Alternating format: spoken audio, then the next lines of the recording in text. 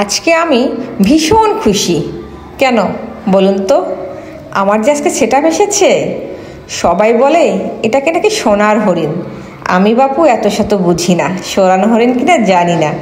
তবে আমার সেটআপ এসেছে, ঈশ্বরের কাছে অনেক কৃপা। ঈশ্বর আমার কথা শুনেছে। সবাই যখন এক এক করে সেটআপ পাচ্ছিল, মনটা একটু হলেও খারাপ লাগছিল যে আমিও তো একটু করে কষ্ট করি, তো ভগবান আমাকে দেখতে পাচ্ছে না। তো সে যাই হোক, ভগবান আজকে আমাকে দেখতে পেয়েছে। আজকে ঘুম থেকে উঠেই দেখি আমার মনিটাইজেশন চলে এসেছে। তো যাই হোক, সেই খুশিতে ভাবলাম আজকে আমার বাড়ির কর্তামশাই, আমার ছেলে মেয়েদের একটু ভুনা খিচুড়ি করে দেই, আর সঙ্গে ইলিশ মাছ ভাজি। কেমন হয়? মন্দ কিন্তু হয় না। তো এখানে আমি 2 রকমের ডাল নিয়েছি। আমার আজকে মুসুরের ডাল ছিল না, এখানে মাসকলাই আর ওই মটরের ডালটা নিয়েছি, দেশি মটরটা। আর একটু বেশি করে পেঁয়াজ দিয়েছি, রসুন ছিল, আদা ছিল, আর 2টা লঙ্কা দিয়েছি, কাঁচা লঙ্কা। ও মা, ঘরে তো কাঁচা লঙ্কাও নেই দেখি। তো যাই হোক, একটু পরিমাণ মতো হলুদ দিলাম, আর এখানে একটু ঝাল দিয়েছি, কাশ্মীরি ঝাল যেটাকে বলে। আর একটু হাতে মাখাচুকা করব। মাখতে মাখতে কিন্তু আমার রান্নাটা প্রায় শেষ হয়ে যাবে। ইস, যা ঘ্রাণ বেড়েছে না, কি বলবো। তো যাই হোক, এখানে মাখাচাকার পর্ব তো প্রায় শেষ করে দিলাম। এখন কিন্তু আমি পরিমাণ মতো একটু জল দিব। লবণ কিন্তু আমি আগেই দিব না, কারণ কি, লবণ আগে দিলে একটু যদি লবণ হয়ে যায় তাহলে কিন্তু খেতে একদমই বাজে লাগবে। এই জন্য আমি আগে জল দিয়ে দিব।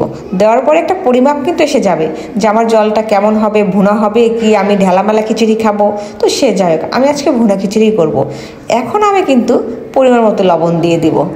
দেখতে পাচ্ছেন, আমি কিন্তু আগে দিলাম না, এখন লবণ দিব।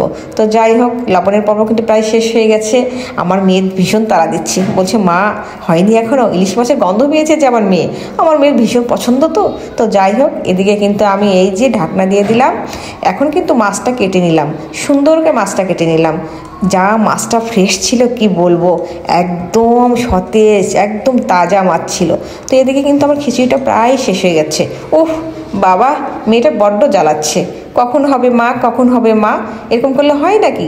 তো যাই হোক, মাছটা আমি এখন নুন হলুদ দিয়ে কিন্তু ভেজে নেব একদম মচমচা করে। এই যে লোহার কড়াই ভাজছি, কিন্তু লোহার কড়াইটা বেশ কিন্তু গরম করতে হবে, নাহলে কিন্তু মাছটা ধরে যাবে। তো যাই হোক, এই দেখো না, মাছটা কিন্তু আমি মচমচা করে ভেজে তুলে রেখেছি। এখন মেয়েকে খাইয়ে দিব। মেয়ে বলছে মা তাড়াতাড়ি করো। তো এই যে মেয়েকে বলছিলাম, এই তো মা তোকে এখন খাইয়ে দিব। তো দেখুন, আমার কিন্তু ভুনা খিচুড়ি হয়ে গেছে। আর এই যে উপর থেকে কিন্তু আমি টপ টপ করে এসে তেল যা উঠলো না, ইস যা খেতে হয়েছিল। তো যাই হোক, আমি মেয়েকে কিন্তু এখন খাইয়ে দেবো। আর আমার ভিডিওটা কেমন হয়েছে অবশ্যই কমেন্টসে জানাবেন, আমার রান্নাটা কেমন হয়েছে। ঠিক আছে, আবার অন্য কোনো ভিডিও নিয়ে আসবো আপনাদের সামনে। আজকে এটুকুই। সবাই কিন্তু একটু বেশি বেশি কমেন্টস করবেন, আর আপনাদের ভালোবাসা কিন্তু আমি চাই। ঠিক আছে।